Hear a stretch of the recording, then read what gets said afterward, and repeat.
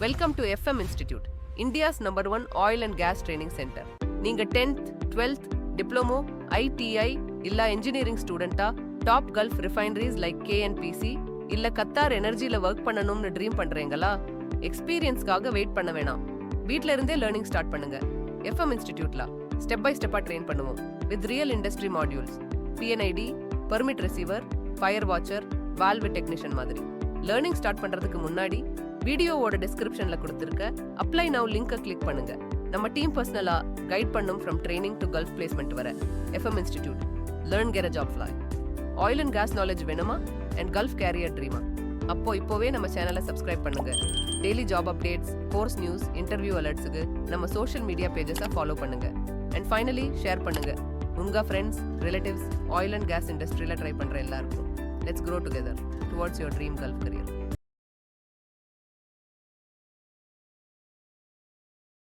வணக்கம். நீங்க diploma ITI இல்லனா இன்ஜினியரிங் முடிச்ச ஃப்ரெஷரா பெரிய பெரிய தொழிற்சாலைகள்ல, முக்கியமா வளைகுடா நாடுகள்ல வேலை செய்யணும்னு ஒரு ஆசை இருக்கா? அப்போ இந்த கலந்துரையாடல் நிச்சயமா உங்களுக்காக தான். இன்னைக்கு நாம ஒரு ரொம்ப முக்கியமான விஷயத்த பத்தி கொஞ்சம் ஆழமா பார்க்க போறோம். அதுதான் PNID. PNID. நீங்க கேட்கலாம், PNIDனா என்னது அதுன்னு. PNIDங்கிறது பைப்பிங் அண்ட் இன்ஸ்ட்ருமெண்டேஷன் டயக்ராமோட சுருக்கம். ஆமா. தமிழ்ல சொல்லணும்னா பைப்பிங் மற்றும் இன்ஸ்ட்ருமெண்டேஷன் வரைபடம். கரெக்ட். ரொம்ப சிம்பிளா சொல்லணும்னா இது ஒரு பெரிய தொழிற்சாலையோட ப்ளூ பிரிண்ட் மாதிரி. அந்த பிளான்ட் எப்படி இயங்குதுன்னு நமக்கு காட்டுற ஒரு ரோட் மேப் அப்படி வச்சுக்கலாமா? ஆமா, ஒரு ரோட் மேப். கரெக்டா சொன்னீங்க. சரி, இந்த கலந்துரையாடல்ல நாம என்ன தெரிஞ்சுக்க போறோம்? முதல்ல PNID வரைபடங்கள்னா என்ன, அப்புறம் அது எங்கெல்லாம் அதிகமா பயன்படுத்தப்படுது, முக்கியமா நீங்க எல்லாரும் வேலைக்கு முயற்சி பண்ற கல்ஃப் கண்ட்ரீஸ்ல இது எவ்வளவு முக்கியம். ஆமா, அது ரொம்ப முக்கியம். அதோட அந்த வரைபடத்துக்குள்ள என்னென்ன தகவல்கள் இருக்கு, இதெல்லாம் கொஞ்சம் தெளிவா புரிஞ்சுக்க போறோம். எங்க நோக்கம் என்னன்னா, நீங்க களப்பணியில இறங்கும்போது, அதாவது ஃபீல்டு ஜாப்ஸ்ல இந்த PNIDயோட முக்கியத்துவம் என்ன, அது இல்லாம அங்க வேலையே செய்ய முடியாதா அப்படிங்கறத நீங்க முழுசா உணரணும். கண்டிப்பா, அதுதான் முக்கியம். இது ஒரு லெக்சர் மாதிரி இருக்காது, கொஞ்சம் ரிலாக்ஸ்டா ஒரு கிளாஸ் ரூம்ல சீனியர்ஸ் ஃப்ரெஷர்ஸ்க்கு சொல்லி கொடுக்கற மாதிரி. ஆமா ஆமா. கொஞ்சம் இங்கிலீஷ், கொஞ்சம் தமிழ் கலந்து, அதாவது டாங்கிலீஷ்ல இயல்பா பேசலாம். உங்களுக்கு ஏதாவது கேள்விகள் வந்தா மனசுக்குள்ள கேட்டுக்கோங்க, நாங்க முடிஞ்ச வரைக்கும் விளக்க முயற்சி பண்றோம். சரி சரி, விஷயத்துக்கு வருவோமா? ஓகே. முதல்ல இந்த PNID வரைபடங்களை நீங்க எங்கெல்லாம் பார்க்கலாம்? Where is PNID used? இது ரொம்ப முக்கியம் இல்லையா? ரொம்ப முக்கியம். இது பாத்தீங்கன்னா பெரிய பெரிய இண்டஸ்ட்ரீஸ் எல்லாத்துலயும் இருக்கும். உதாரணமா ஆயில் அண்ட் கேஸ் பிளான்ட்ஸ், எண்ணெய் வாயு எடுக்கிற இடங்கள்ல இது அடிப்படை. ஆமா. அப்புறம் ரிஃபைனரிஸ், கச்சா எண்ணெயை சுத்திகரிச்சு பெட்ரோல் டீசல் ஆக்குற இடங்கள்ல அங்க இது இல்லாம ஒண்ணுமே செய்ய முடியாது. கரெக்ட், ரிஃபைனரிஸ்ல கண்டிப்பா இருக்கும். அப்புறம் chemical and fertilizer industries, chemicals, உரம் தயாரிக்கிற தொழிற்சாலைகள்லயும் இது ரொம்ப முக்கியம். ஓ, அப்புறம் shut down and turn around projects, இது ரொம்ப கிரிட்டிக்கலான இடம்னு சொல்லுவாங்க இல்லையா? ஆமா ஆமா, இது ரொம்பவே கிரிட்டிக்கல். ஒரு பிளான்ட்டை நிறுத்தி மெயின்டெனன்ஸ் வேலைகள் செய்யறப்போ இந்த PNID தான் நம்ம கைடு மாதிரி. சரிதான். அப்புறம் ஆஃப்ஷோர் பிளாட்ஃபார்ம்ஸ், கடலுக்கு நடுவுல இருக்கிற ஆயில் ரிக் மாதிரி இடங்கள்லயும் இது கண்டிப்பா இருக்கும். ஓஹோ, சுருக்கமா சொல்லணும்னா எங்கெல்லாம் பைப்புகள், பம்புகள், வால்வுகள், கருவிகள் மூலமா தண்ணி மாதிரி திரவங்களோ இல்ல காத்து மாதிரி வாயுக்களோ ஒரு இடத்துல இருந்து இன்னொரு இடத்துக்கு கொண்டு போறாங்களோ அங்கெல்லாம் PNID இருக்கும். அப்படிதானே? நிச்சயமா, அங்கெல்லாம் இது இல்லாம வேலையே நடக்காது. நீங்க சொன்னீங்க இது ஏன் இவ்வளவு முக்கியம்னு, அதை கொஞ்சம் விளக்கமா சொல்லுங்களேன், கல்ஃப் கான்டெக்ஸ்ட்ல. சொல்றேன். இப்ப நீங்க நாளைக்கு கல்ஃப் கண்ட்ரீஸ்ல ஒரு மெக்கானிக்கல் டெக்னீஷியனா இல்ல ஒரு என்ஜினியரா வேலைக்கு போறீங்கன்னு வச்சுக்குவோம். அங்க உங்களுக்கு PNID படிக்க தெரியுங்கிறது ஒரு அடிப்படை தகுதி மாதிரி ஆயிடுச்சு. கல்ஃப்ல ஒர்க் பண்ணா போனா PNIDயோட நாலேஜ் மஸ்ட். ஓ, மஸ்டா அது? ஆமா, ஏன்னா அங்க களத்துல ஆன்சைட்ல வேலை செய்யற டெக்னீஷியன்கள், ஃபோர்மேன்கள், இன்ஜினியர்கள் எல்லாருமே ஒரு மெயின்டெனன்ஸ் வேலையை ஆரம்பிக்கிறதுக்கு முன்னாடி இல்ல ஒரு குறிப்பிட்ட பைப்லைனை மட்டும் தனியா பிரிக்கணும், ஐசோலேட் பண்ணணும்னா அதுக்கு முன்னாடி முதல்ல கையில எடுக்கிறது இந்த PNID ஷீட்டுகளை தான்.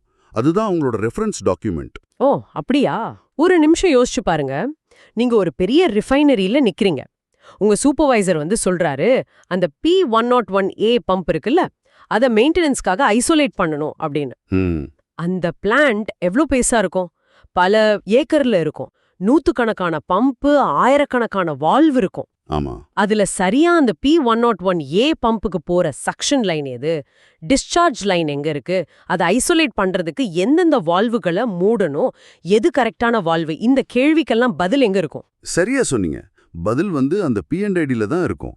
அது ஒரு மேப் மாதிரி. மேப் மாதிரி? ஆமா. அந்த பம்ப் எங்க இருக்கு, அதுக்கு முன்னாடி பின்னாடி என்னென்ன வால்வுகள் இருக்கு, அந்த வால்வுகளோட நம்பர் என்ன, டேக் நம்பர் சொல்வோம்ல, டேக் நம்பர், ஆமா, எல்லாத்தையும் காட்டுற ஒரு வழிகாட்டி அது. PNID-ய சரியா பார்த்து சரியான வால்வுகளை அடையாளம் கண்டு அதை க்ளோஸ் பண்ணதுக்கு அப்புறம் தான் அடுத்த வேலையை ஆரம்பிக்க முடியும். ஓ, சேஃப்டிக்கு இது ரொம்ப ரொம்ப முக்கியம். தப்பான வால்வு ஆபரேட் பண்ணிட்டா பெரிய பிரச்சனை ஆயிடும். கண்டிப்பா.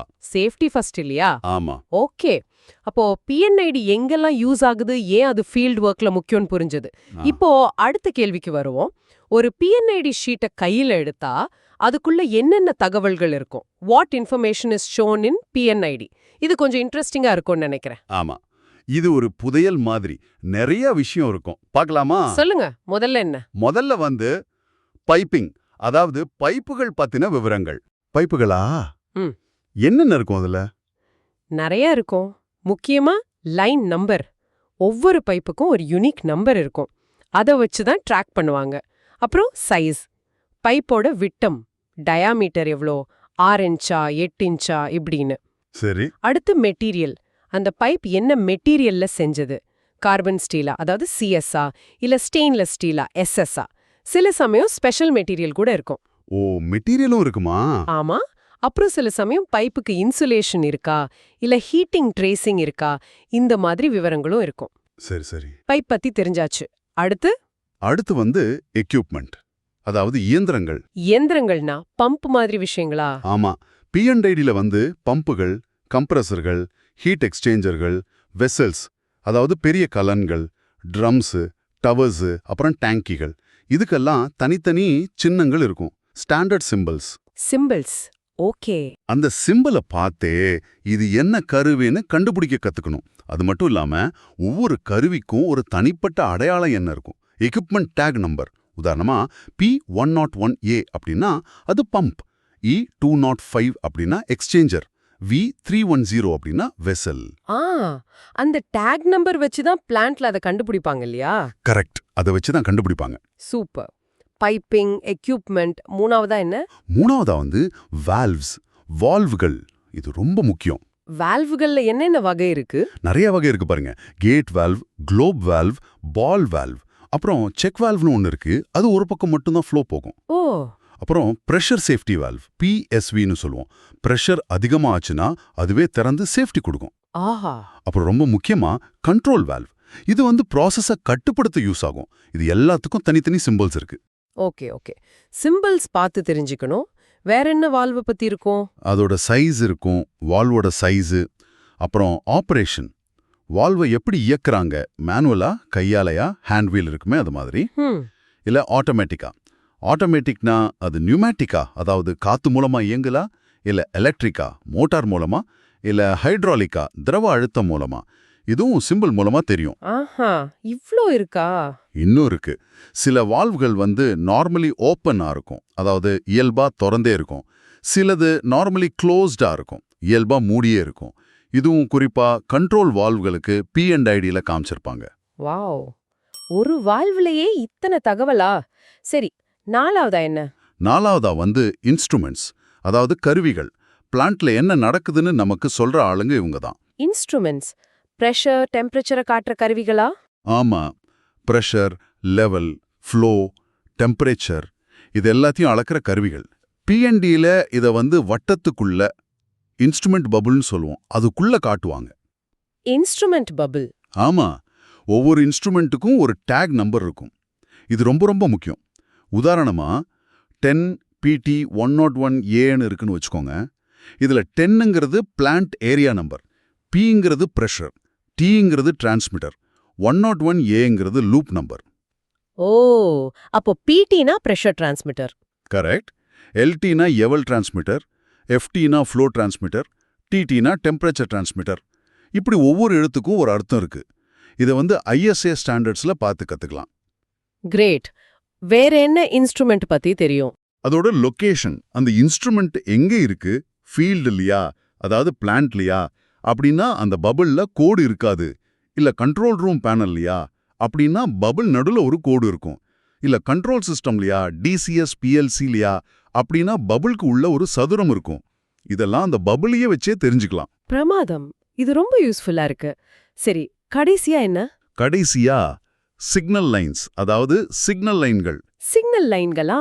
ஆமா, இந்த கருவிகள்லாம் உன்னோட ஒண்ணு எப்படி பேசுது, கண்ட்ரோல் ரூமுக்கு எப்படி தகவல் அனுப்புது, இத காட்டுற கோடுகள் தான் சிக்னல் லைன்கள்.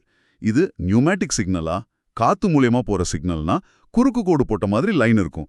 எலக்ட்ரிக் சிக்னல்னா புள்ளிகளான லைன் இருக்கும். ஹைட்ராலிக் சிக்னல் இல்ல டேட்டா லிங்க், இதுக்கெல்லாம் வேற வேற மாதிரி கோடுகள் இருக்கும். ஓ, இந்த லைன்கள் தான் கருவிகளை கண்ட்ரோல் வால்வுகளோடயோ இல்ல DCS மாதிரி கண்ட்ரோல் சிஸ்டத்தோடயும் இணைக்குது.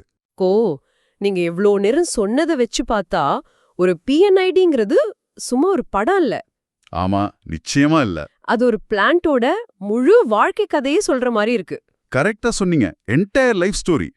எது எங்க இருக்கு, எப்படி கனெக்ட் பண்ணிருக்கு, என்ன சைஸு, என்ன மெட்டீரியல், எந்த வழியா போகுது, எப்படி கண்ட்ரோல் பண்றாங்க, எப்படி சேஃப்டி இருக்கு, எல்லா விவரமும் அதுல இருக்கும். கொஞ்சம் கற்பனை பண்ணி பார்க்கறேன். ஒரு பெரிய PNID ஷீட்டை விரிச்சு வச்சு அதுல இருக்கிற ஒவ்வொரு சிம்பிள், லைன், நம்பரையும் பார்த்து, ஓகே, இது பைப்லைன் நம்பர் 10HC101. இது 6 இன்ச் கார்பன் ஸ்டீல் பைப். இது கேட் வால்வ் HV101. இது பிரஷர் டிரான்ஸ்மிட்டர் PT101A. இது கண்ட்ரோல் ரூமுக்கு எலக்ட்ரிக் சிக்னல் அனுப்புது. அப்படின்னு நாம டீகோட் பண்ணா அந்த பிளான்ட்டோட செயல்பாடே கண் முன்னாடி தெரியும் போல இருக்கே. அப்படியே தெரியும். இந்த திறமை தான் ஒரு நல்ல டெக்னீஷியனுக்கும் சரி, இன்ஜினியருக்கும் சரி ரொம்ப முக்கியம். இது சேஃப்டிக்கும் எஃபிஷியன்சிக்கும் அடிப்படை. ஏன்னா ஒரு சின்ன தப்பு நடந்தா கூட, உதாரணமா தப்பான மெட்டீரியல் உள்ள பைப்பை வெல்ட் பண்ணிட்டா, இல்ல தப்பான வால்வ் ஆபரேட் பண்ணிட்டா, அதோட விளைவு ரொம்ப மோசமா இருக்கும். ஆமா இல்லையா? அதை தடுக்கணும்னா PNIDயை சரியா புரிஞ்சுக்கிறது ரொம்ப ரொம்ப அவசியம். சரி, தியரியெல்லாம் நல்லா புரிஞ்சுது. இதெல்லாம் நிஜ வாழ்க்கையில, களத்துல, ஃபீல்டுல எப்படி பயன்படுது? So what is this all mean practically? சில ரியல் லைஃப் எக்ஸாம்பிள் சொல்லுங்களேன். கண்டிப்பா பார்க்கலாம். இப்போ உதாரணம் 1, ஒரு ஷட் டவுன் டெக்னீஷியன் இருக்காருன்னு வச்சுக்கோங்க. சரி, ஷட் டவுன் டெக்னீஷியன். ஆமா, ஒரு ஷட் டவுன் நடக்குது. ஒரு ஹீட் எக்ஸ்சேஞ்சர் 205ன்னு வச்சுப்போம். அதை திறந்து கிளீன் பண்ணணும். அதுக்கு முன்னாடி என்ன பண்ணணும்? அந்த எக்ஸ்சேஞ்சருக்கு வர்ற எல்லா ப்ராசஸ் லைன், யூட்டிலிட்டி லைன், அதாவது கூலிங் வாட்டர், ஸ்டீம் எல்லாத்தையும் ஐசோலேட் பண்ணணும், தனிமைப்படுத்தணும். ஆமா. அந்த டெக்னீஷியன் என்ன செய்வார்? முதல்ல E205க்கான PNID ஷீட்டை எடுப்பார். அதுல அந்த எக்ஸ்சேஞ்சரோட டேக் நம்பரை கண்டுபிடிப்பார். அப்புறம் அதுக்கு வர்ற எல்லா லைன்களையும் அதோட லைன் நம்பர்ஸையும் பார்ப்பார். அந்த லைன்கள்ல இருக்கிற ஐசோலேஷன் வால்வுகளோட டேக் நம்பர்ஸ் என்னென்னு குறிச்சுக்குவார். அப்புறம் ஃபீல்டுக்கு போவார். அந்தந்த வால்வுகளை சரியா கண்டுபிடிப்பார். அதை க்ளோஸ் பண்ணுவார். அதுக்கு பூட்டு போட்டு டேக் கட்டுவார். இதுக்கு பேர் தான் LOTO, lock out tag out. ஓ, லோட்டோ கேள்விப்பட்டிருக்கேன். லாக் அவுட் டேக் அவுட், கருவிய பாதுகாப்பா பூட்டி வைக்கிறது. ஆமா, யாரும் தெரியாம ஆபரேட் பண்ணிடக்கூடாதுன்னு. PNID இல்லாம லோட்டோவை சரியா செய்யவே முடியாது. சேஃப்டி ஃபர்ஸ்ட் இல்லையா? கண்டிப்பா, ரொம்ப நல்ல உதாரணம். அடுத்து உதாரணம் 2, கண்ட்ரோல் ரூம் ஆபரேட்டர். அவங்களோட வேலையை எடுத்துக்குவோம். Okay, control room operator. அவங்க 24/7 பிளான்ட்டோட செயல்பாட்டை கண்காணிக்கிறாங்க இல்லையா? எப்படி? அவங்க கம்ப்யூட்டர் ஸ்கிரீன்ல DCSல பார்க்குற pressure, level, flow, temperature readings அதெல்லாம் எங்கிருந்து வருது? ஃபீல்டுல இருக்கிற இன்ஸ்ட்ருமெண்ட்ஸ்ல இருந்து தானே. PT, LT, FT, TTல இருந்து. கரெக்ட். அந்த இன்ஸ்ட்ருமெண்ட்ஸ் அனுப்புற சிக்னல்கள் தான் இப்போ ஒரு லைன்ல பிரஷர் அதிகமாகுதுன்னு அலாரம் அடிக்குது. ஆபரேட்டர் என்ன பண்ணுவார்? உடனே அந்த அலாரத்துக்குரிய இன்ஸ்ட்ருமெண்ட் டேக் நம்பரை பார்ப்பார். உதாரணமா 10PAH101A, பிரஷர் அலாரம் ஹை.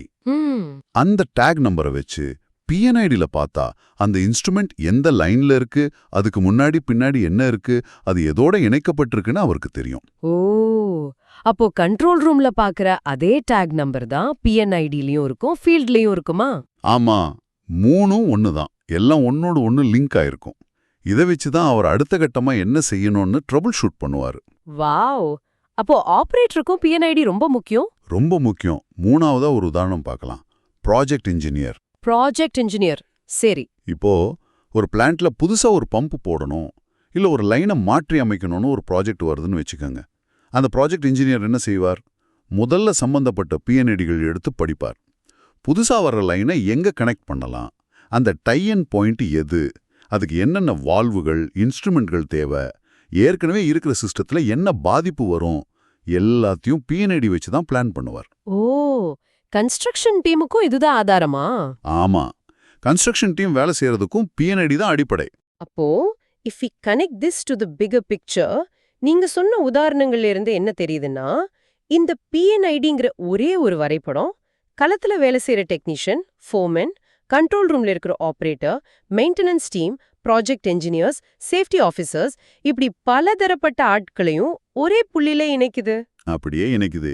எல்லோரும் ஒரே மொழியில பேசுற மாதிரி ஒரு காமன் லாங்குவேஜ் மாதிரி இது. ஆமா. ஒரே ரெஃபரன்ஸ் டாக்குமெண்ட்டை பார்த்து வேலை செய்யறதால குழப்பம் குறையுது, தப்பு நடக்கிறது கம்மியாகுது, வேலை பாதுகாப்பா நடக்குது, திறமையாவும் முடியுது. இது ஒரு நல்ல டீமுக்கு சாத்தியமாக்குது. இது ஒரு லிவிங் டாக்குமெண்ட் கூட. Living document. ஆமா, பிளான்ட்ல ஏதாவது மாற்றம் செஞ்சா உடனே பிஎன்ஐடியும் அப்டேட் பண்ணணும். ஆஸ்பில் டிராயிங்னு சொல்லுவோம். ஓ, அப்டேட் பண்ணலனா பழைய பிஎன்ஐடியை வச்சு வேலை செஞ்சா ஆபத்து தான். தப்பான இன்ஃபர்மேஷன் வச்சு வேலை செஞ்சா என்ன ஆகும்? ஆமா, ரொம்ப முக்கியம். அருமை. நாம இன்னைக்கு நிறைய விஷயங்கள் பார்த்திருக்கோம். ஒரு சின்ன ரீகேப் செஞ்சிடலாமா? பண்ணிரலாம். முதல்ல பிஎன்ஐடி என்றால் என்ன? இது பைப்பிங் அண்ட் இன்ஸ்ட்ருமெண்டேஷன் டயக்ராம். ஒரு தொழிற்சாலையோட ப்ளூ பிரிண்ட் இல்லனா ரோட் மேப்.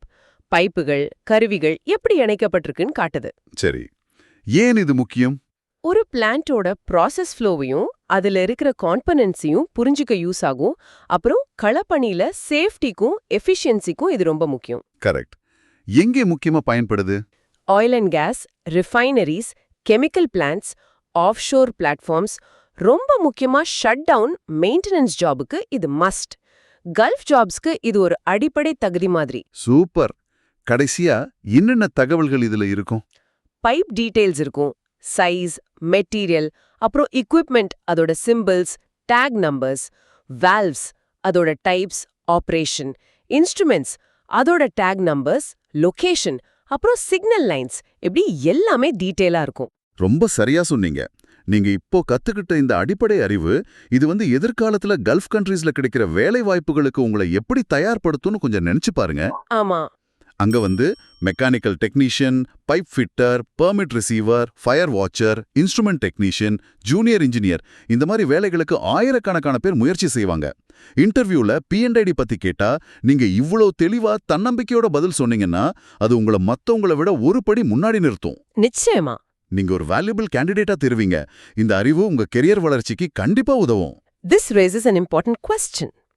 இந்த அடிப்படை உங்களுக்கு இப்போ ஓரளவுக்கு புரிஞ்சிருக்கும்னு நினைக்கிறேன். இதோட நிறுத்திக்கலாமா? இல்ல, இது சம்பந்தமா இன்னும் ஆழமா கத்துக்க நீங்க தயாரா? உங்க கெரியர்ல இந்த அறிவை எப்படி ஒரு பெரிய பலமா மாத்திக்க போறீங்க? இத பத்தி யோசிங்க. ஆமா. அடுத்த கட்டமா நாம இன்னும் சில வரைபடங்களை பத்தி தெரிஞ்சுக்கலாம்.